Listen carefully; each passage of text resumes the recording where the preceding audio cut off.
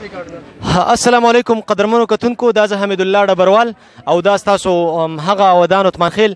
اول خو د ودان عثمان خیل صاحب غرونه مننه چې ستړی وکړه او زما د کتاب مخکتنې له باجوړ ته راغلی.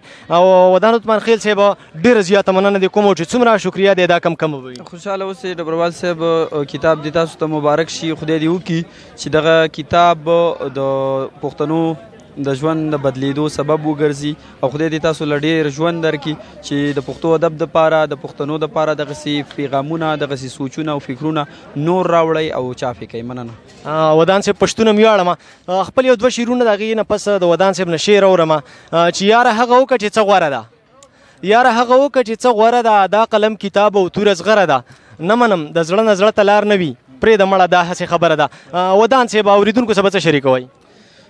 بس دغه یو څو شعرونه دي دغه به ورسره شریک کړم چې قسم دی ما له ښه خبرې راځي، قسم دی ما له ښه خبرې راځي، خو مړې ستا سره ملګري راځي او جوړ بیمارانو له ډاکټري راځي، جوړ بیمارانو له ډاکټري راځي، په دې سړک باندې موټرې راځي. مننه هغه لنډي دیوال ته اوس هم ګورم، هغه لنډي دیوال ته اوس هم ګورم، په زړه مې درد د مازدیګرې راځي.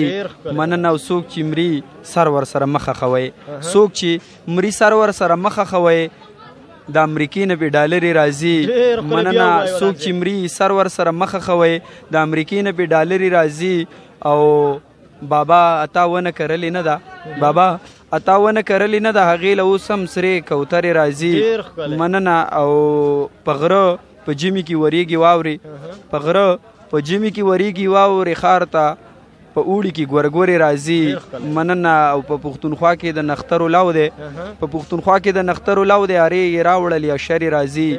مننه. او زما په ذهن کې چې ته وګرځې ودانه خولې له مې سندرې راځي. ډېره مننه ودان عثمان خیل صاحب، الله مو راته ژوندي لره، پښتون م ویاړم. ودان عثمان خیل صاحب ډېره مننه.